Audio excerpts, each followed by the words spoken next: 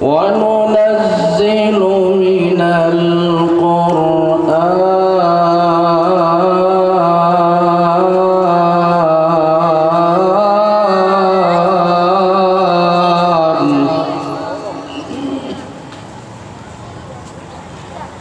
ما هو شفاء ورحمة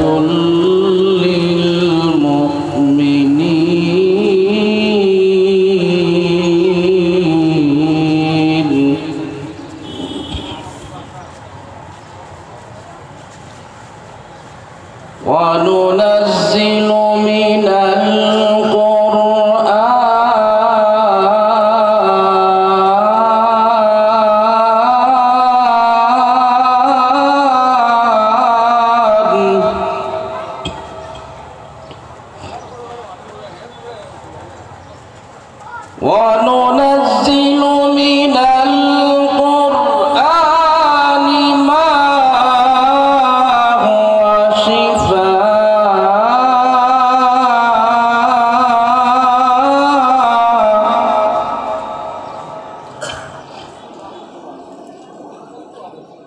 ما هو شفاء ورحمة للمؤمنين وننزل من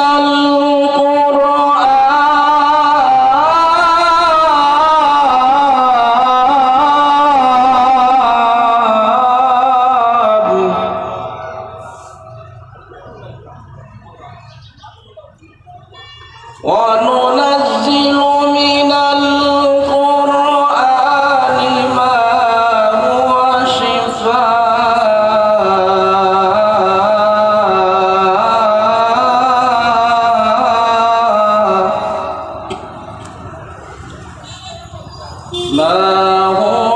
شفاء ورحمة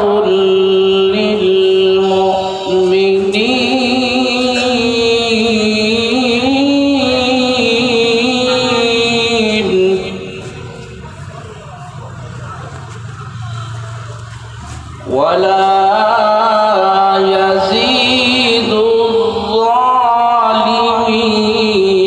إلا خسارا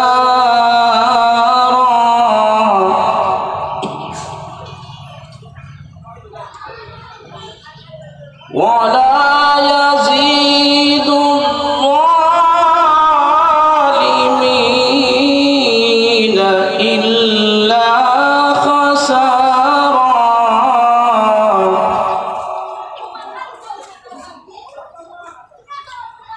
ولا يزيد الظالمين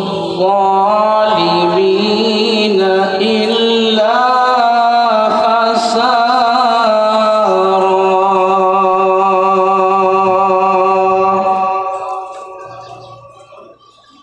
وقال سبحانه وتعالى: ما يلفظ من قول إلا لديه رقيب عتيد.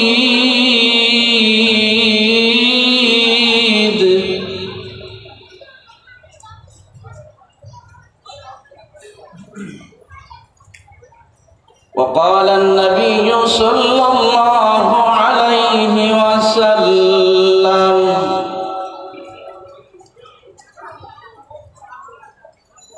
أخلص دينك يكفيك العمل القليل. صدق الله مولانا العظيم وصدق رسوله النبي الكريم ونحن على ذلك لمن الشاهدين والشاكرين والحمد لله رب العالمين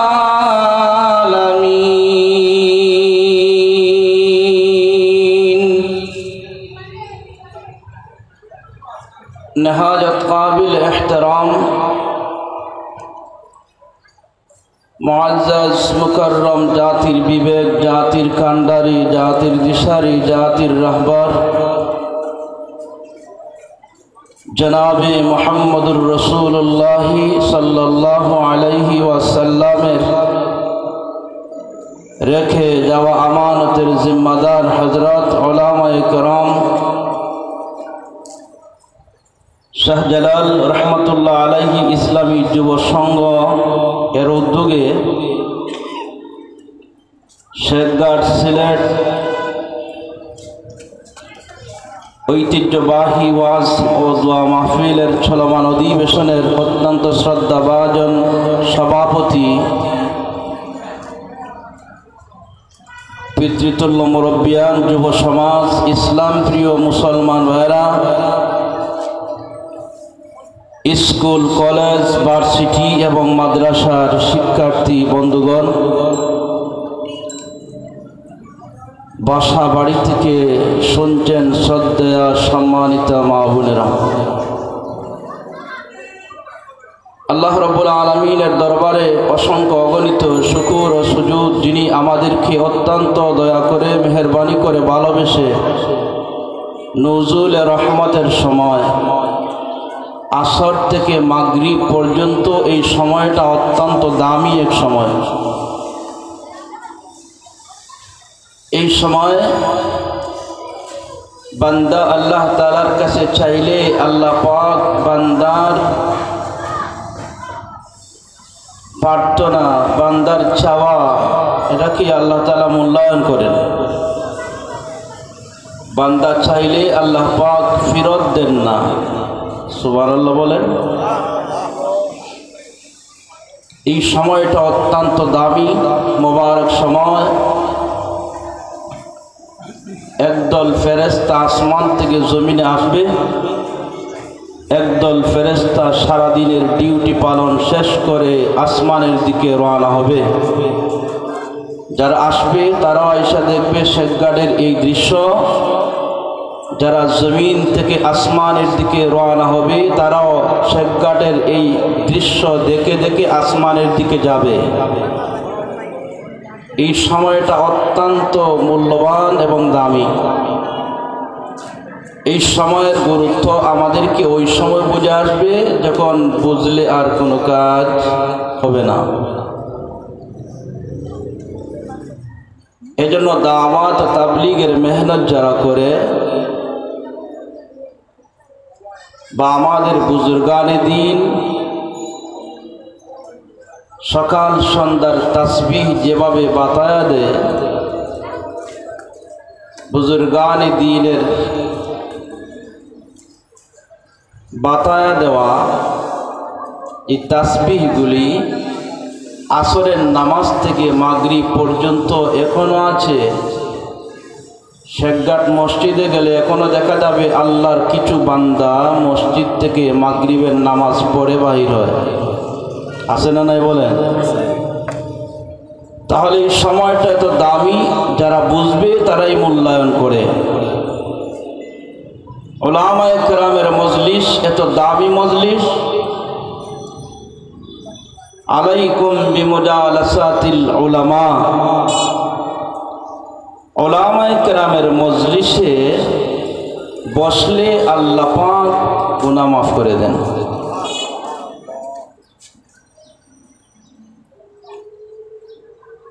আল্লাহ সুবহানাহু ওয়া তাআলা আমাদেরকে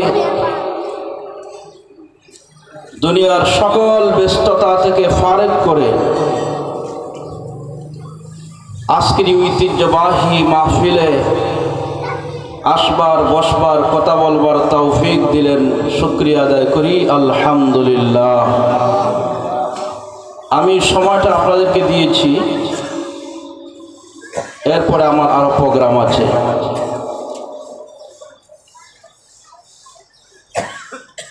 অত্যন্ত গুরুত্বপূর্ণ সময়,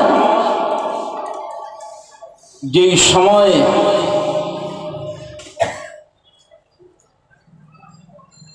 মুমিন মুসলমান তারাই এই সময়ের গুরুত্ব দিয়ে থাকে। আল্লাহ সুবহানাহু ওয়া তাআলা নবী করিম সাল্লাল্লাহু আলাইহি ওয়াসাল্লামের পবিত্র সিনা মুবারকে তাওরাত, জবুর, ইনজিলের মতো নয়, আসমান থেকে জিবরিল আলাইহিস সালাতু ওয়াস সালামের মাধ্যমে আল্লাহর নবীর সিনা মুবারকে কোরআনে কারীম নাজিল করছেন। তাওরাত, জবুর, ইনজিলের মতো কেন নাজিল করেননি?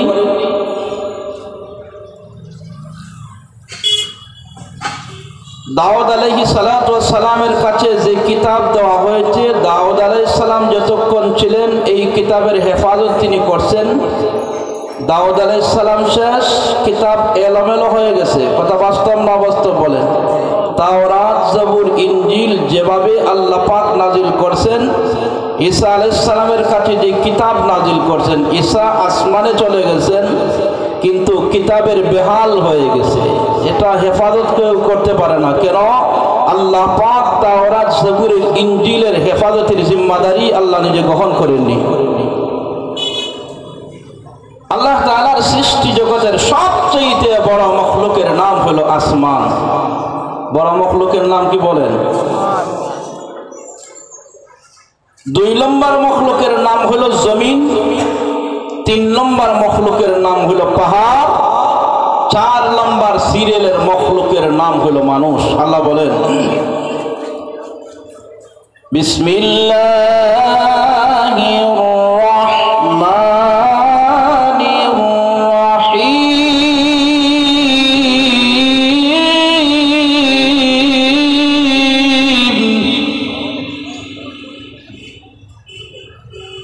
ইন্না আরাদনাল আমানাতা আলাস সামাওয়াতি ওয়াল আরদি ওয়াল জিবাল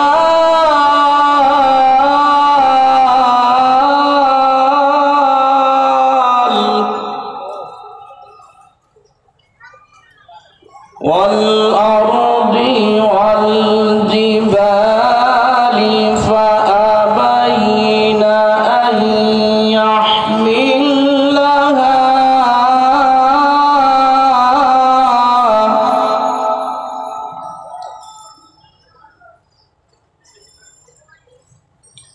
মুসলমান ভাইরানে আমার,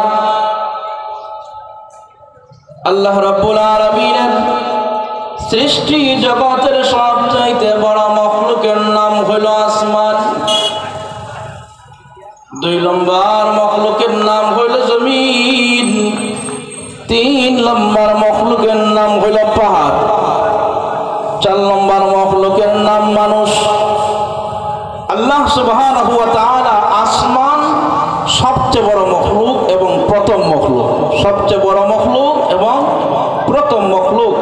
আল্লাহ তাআলা বলেন, আমার আজমতওয়ালা আমানতের জিম্মাদারি কি তুমি গ্রহণ করবা? আসমান সরাসরি অস্বীকার করে, আজমতওয়ালা আমানত এত ওজনওয়ালা, এত ভারী, আমি গ্রহণ করতে পারবো না। আসমান কত বড়, আল্লাহ তাআলার আজমতওয়ালা আমানত সে গ্রহণ করতে পারে না। 2 নম্বর মখলুকের নাম হলো জমিন। আল্লাহ পাক জমিনকে বলেন, হে জমিন, আমার আজমত ওয়াল আমানতের জিম্মাদারি গ্রহণ করতে হবে। পারবা কিনা বলো? জমিন সরাসরি আসমানের মতো অস্বীকার করে নাই। জমিন বড় চালাক। আর এই জমিনে ফলমূল হয়, ক্ষেত কৃষি হয়, এই জমিনের ফলমূল মানুষ খায়, এজন্য মানুষও বড় চালাক। জমিন বলে আসমানে জ্বলন্ত একটা সূর্য আছে, আছে না নাই বলেন? এই সূর্য শেখঘাট থেকে আসমানের সূর্যের দিকে তাকালে কত বড় দেখা যায়? কত বড়? ফুটবলের মতো, এত ছোট না। কত বড়? মোটামুটি ফুটবলের মতো দেখা যায়। জমিন বলে আসমানের জ্বলন্ত সূর্য, আমি জমিনের থেকে 13 লক্ষ গুণ বড় একটা সূর্য যদি হয়, যদিও দুনিয়া থেকে ফুটবলের মতো দেখা যায়, জমিন থেকে 13 লক্ষ গুণ বড়। কত লক্ষ? জমিন বড় চালাকি করে জবাব দেয়, 13 লক্ষ গুণ বড় যদি একটা সূর্য হয়, জ্বলন্ত সূর্য যদি আমি জমিন থেকে 13 লক্ষ গুণ বড় হয়, আসমানের সীমারেখা কত? এত বিশাল আসমান যদি আজমতওয়ালা আমানতের জিম্মাদারি গ্রহণ করতে পারে নাই, আমি জমিন কেমনে পারি? এর মানে পারবো না, সোজা কথা পারবো না। 3 নম্বর মখলুকের নাম হলো পাহাড়। খুবই সংক্ষেপে বলি, সময় কম। পাহাড়কে আল্লাহ তাআলা আজমতওয়ালা আমানত দিতে চাইলেন। পাহাড় বড় যুক্তি দিয়ে আল্লাহ তাআলার সাথে কথা বলে, কারণ জমিনের সাথে পাহাড়ের সম্পর্ক আছে না নাই? আমার মুসলমান ভাইরা, পাহাড় বলে আজমতওয়ালা আমানত আমি কেমনে গ্রহণ করব? জমিন গ্রহণ করতে পারলো না, আসমানও গ্রহণ করতে পারলো না, আমি পাহাড় কেমনে গ্রহণ করব? এই জমিনটা বিশাল পানির উপরে, জমিনের নিচে পানি আছে না নাই? 10-15 ফুট নিচে গেলেই তো পানি আছে। দোস্ত আমার, তো পাহাড় বলে আমি এই জমিনটাকে স্থির রাখবার জন্য আমার তো আগ থেকেই জিম্মাদারি দিয়েছেন। দুনিয়ার সমস্ত পাহাড়গুলিকে আল্লাহ পাক জমিনের পুটি বানায় দিয়েছেন, ফিলার বানায় দিয়েছেন, জমিন যেন নড়াচড়া করতে না পারে। আল্লাহ তাআলার উদ্দেশ্য একটা আছে যে আমি আমার প্রতিনিধিত্ব করবার জন্য আমি আল্লাহ মানুষ দুনিয়ায় প্রেরণ করব। এই মানুষগুলি জমিনের মধ্যে যখন সেজদা দিয়ে বলবে সুবহানা রাব্বিয়াল আ'লা, আমার বান্দা বান্দি আমি আল্লাহর প্রশংসা করবে, তারা বলবে রব্বানা লাকাল হামদ। রুকুতে যা বলবে সুবহানা রাব্বিয়াল আযীম। আমার বান্দা বান্দি আমি আল্লাহর গোলামিতে যখন লিপ্ত হয়ে যাবে, সেজদা যাবে, জমিন যেন নড়াচড়া করতে না পারে, এই জন্য বিভিন্ন জায়গায় আল্লাহ পাক পাহাড় দিয়া জমিনকে ফিট রাখবার জন্য পাহাড়ের জিম্মাদারি দিয়েছেন। পাহাড় বলে আসমান গ্রহণ করলো না, জমিনও গ্রহণ করলো না, আমি পাহাড়কে তো আগ থেকে একটা দায়িত্ব দিয়েছেন, এর মানে আমি কেমনে গ্রহণ করব? কথা বাস্তব না অবাস্তব বলেন? আমার মুসলমান ভাইরা, আল্লাহ তাআলা বলেন ইন্না আরাদনাল আমানাতা আলাস সামাওয়াতি ওয়াল আরদি ওয়াল জিবাল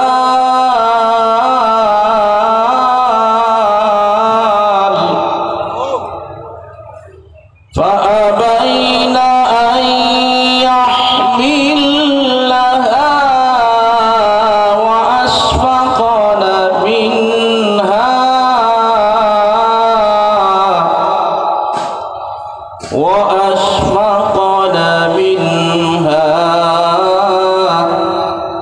وحملها الإنسان।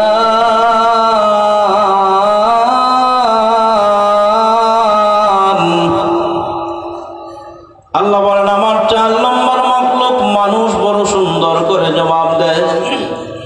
মানুষের সামনে আল্লাহ পাক আজমত ওয়ালা আমানতের জিম্মাদারি দিবেন, প্রস্তাব করলেন। মানুষ বড় চালাক,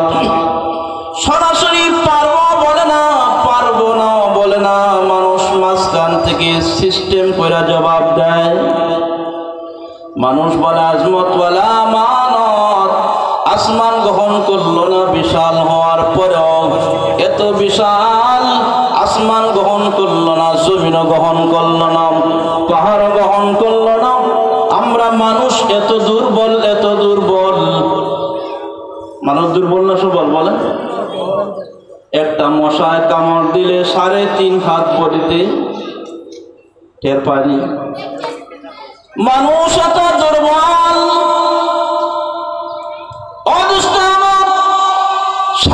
মসজিদে নামাজে দাঁড়াইছেন বৃদ্ধ একজন মুসল্লি হাজী সাহেব, প্রথম কাতারে নামাজ পড়বার জন্য ইমাম সাহেবের পিছনে ইক্তেদা করলেন। হঠাৎ অনিচ্ছাকৃত ভাবে নিজে বুঝতে পারে নাই তেলা ফুকাটা ধীরে ধীরে উঠছে। তেলা ফুকা ছিলেননি, তেলা ফুকা লঙ্গির ভিতরে গেলে হাজী সাহেবের অবস্থা কি আর ঠিক থাকবনি? নামাজ কি ঠিক থাকবো? মানুষ এত দুর্বল হওয়ার পরেও আজমতওয়ালা আমানত গ্রহণ করবার মতো দুঃসাহস করতে পারে নাই, আবার আল্লাহ তাআলার প্রস্তাবকেও ফেরত দেয় নাই। মানুষ বলে আসমান গ্রহণ না করলে কি হবে, জমিন গ্রহণ না করলে কি হবে, পাহাড় যদি গ্রহণ করে না, আমরা মানুষ আজমতওয়ালা আমানত গ্রহণ করব। তবে শর্ত আছে, কিভাবে গ্রহণ করব? আজমতওয়ালা আমানত আমাদের হাতে রাখবো, আজমতওয়ালা আমানত আমাদের সিনার মধ্যে রাখবো। কিন্তু আজমতওয়ালা আমানত আমরা দুর্বল মানুষ থাকার কারণে হেফাজত করতে পারবো না।